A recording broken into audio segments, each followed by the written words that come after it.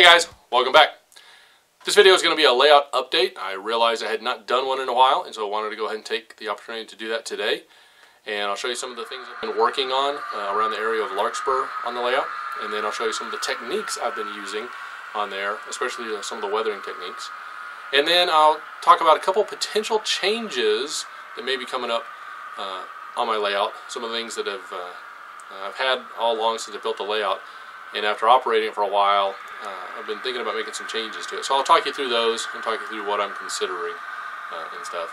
And then you may see those changes shortly. Okay, so with that, let me go ahead and show you where I'm at with my Larkspur Bridge project. Okay, so here's the bridge. All the weathering is not completely finished, but it's pretty well a finished scene now. I certainly still need some more trees and have to paint the backdrop and some things like that. But I've got it pretty well looking the way I want now.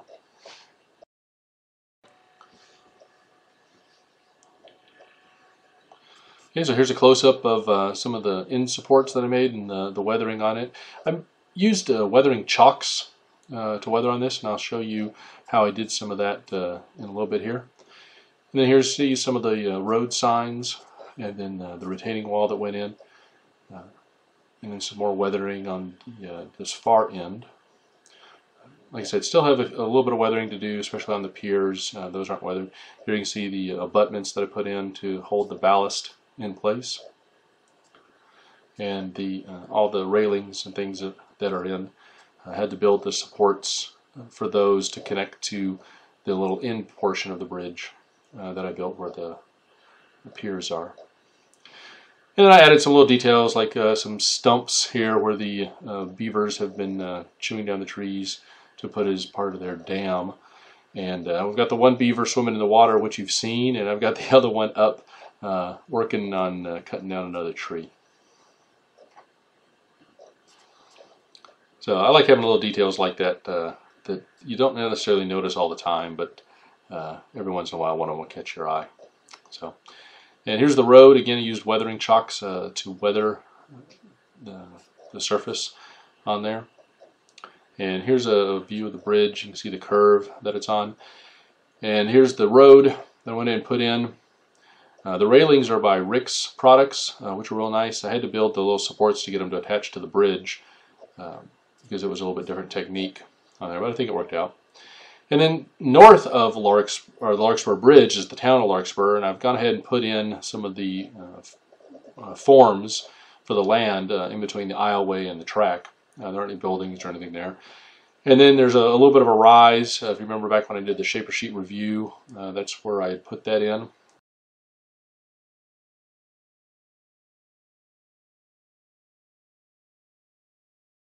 Okay, so here's one little tip. When you're doing scenery right up against your aisleway, is that go ahead and take some painter's tape, is what I usually like to use, and put a strip of that along the area that you're adding the ground foam and stuff to.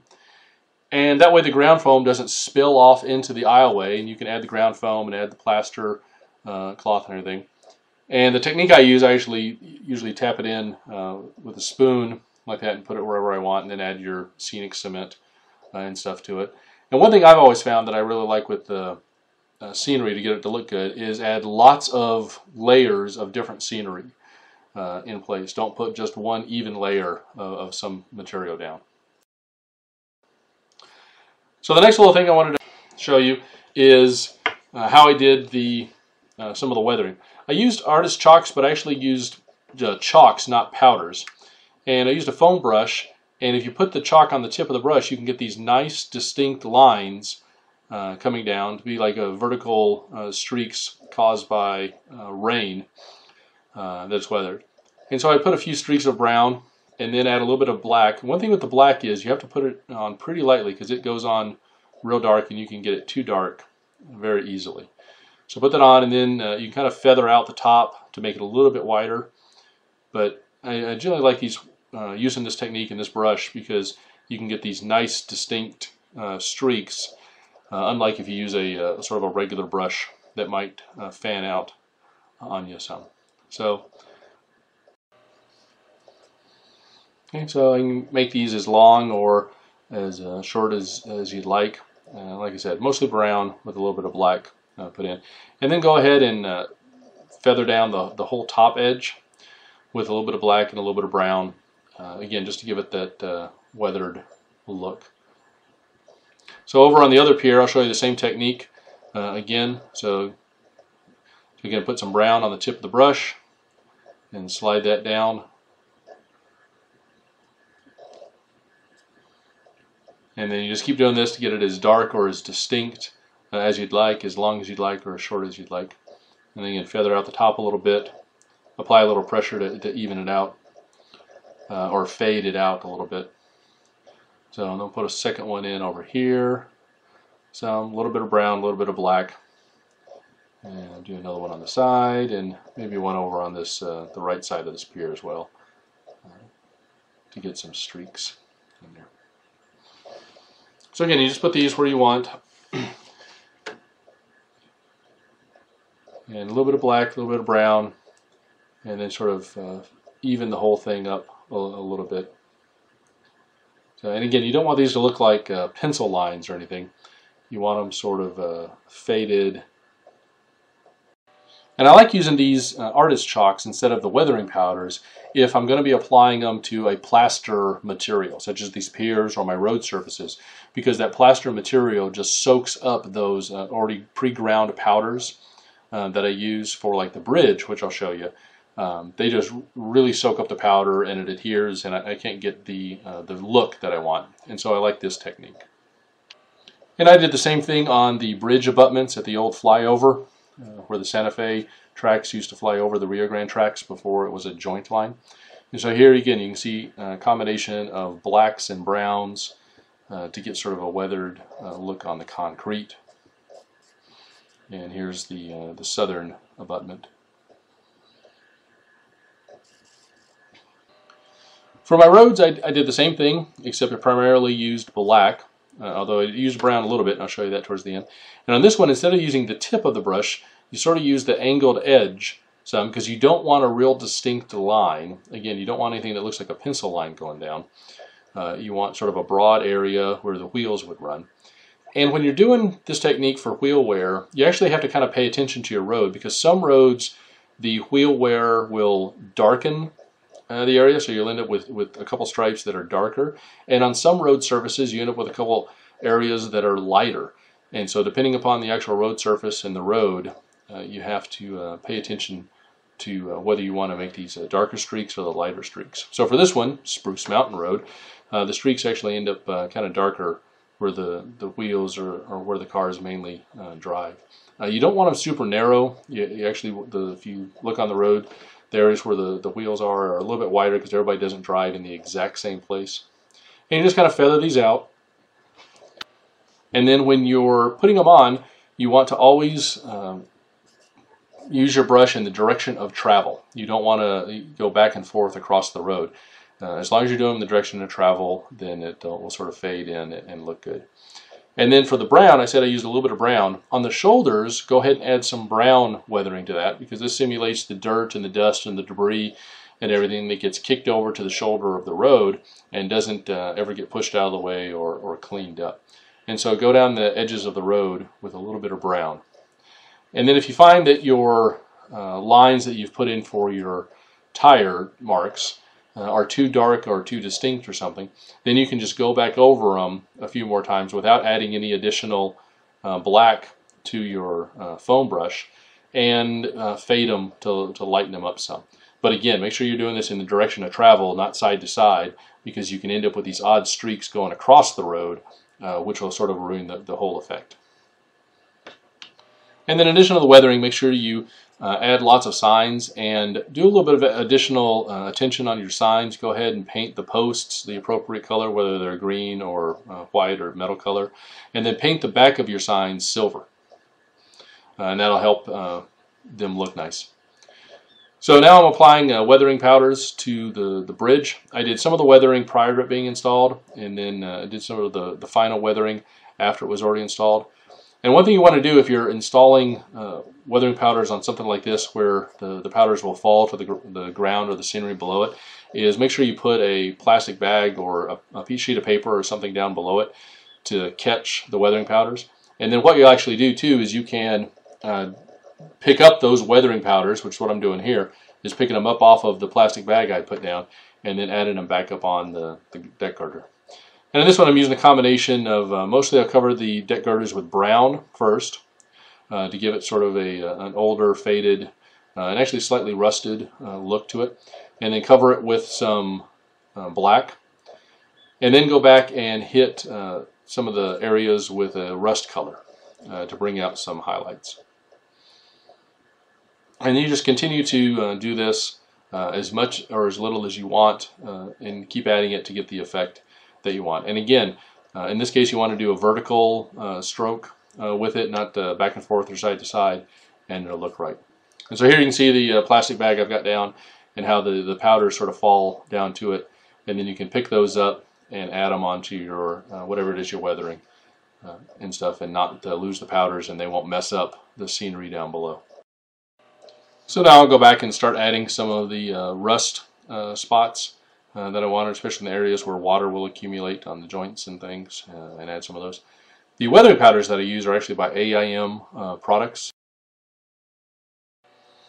Okay, so now on to a couple of projects that things I'm thinking about changing on the layout. This is County Line Road, which is the road next to Palmer Lake, and it's done and finished, and I think it looks pretty good and all. But one of the things I've figured out after I built it is I probably should actually have this a dirt road. I knew that when I started rail fanning the joint line in the early 90s it was dirt, and I knew by the early 2000s it was paved, but I wasn't exactly sure when it had been paved. And so I went ahead and made it paved on my layout. Well, I found out that they actually paved it in the late 90s, I think around 97, 98, and my layout, I'm trying to set it sort of in the 1991 through 95 sort of time frame. So I think I might actually go back and convert this to a dirt road to match my era a little better. But we'll have to see. I haven't really decided what to do on that. I think it does look good. Not sure if it is worth my time and effort going back and fixing something just to get it a little more close to the era. But we'll see. But anyway, that's something that I'm thinking about maybe doing. One of the other things I'm thinking about changing is the orientation of Big Lift. Here you can see the current track arrangement in Big Lift. It's somewhat like the prototype in that it connects to the northbound line on the north end of Big Lift and to the southbound line on the south end of Big Lift. But it's compressed, and instead of being all double-ended siding, I ended up having to make them single-ended sidings. And so here you can see what I have to do is when my engine helpers come on to the southbound main line, they actually have to cross over, go on to the northbound main, and then cross back to the southbound main, which isn't exactly the way they do it. When I designed this, I planned on putting my helpers on at the southbound main connection, but that ended up shortening my main line travel of when helpers were in place by about 5 feet, and I decided I liked the longer run, and so I started putting them on at the north end of Big Lift. But now I've got this sort of odd movement where you cross the northern main line. And so I was looking at a way to change it so I don't have to do that anymore. So here's the new arrangement I was looking at. I actually was going to change it so that the Big Lift connects on the north end of Big Lift to the southbound main and the south end of Big Lift to the northbound main. A little bit backwards, but I think this actually gives me additional flexibility. It also allows me to make a couple of the tracks double-ended tracks, which is more like Big Lift, and then I can have my helpers move onto the southbound main without having to cross onto the northbound main. And so I think that'll give me a little more flexibility and make it a little nicer for operations. So anyway, so I'm thinking about doing that. Not sure when I would get around to it, but that's what I'm thinking about doing with Big Lift.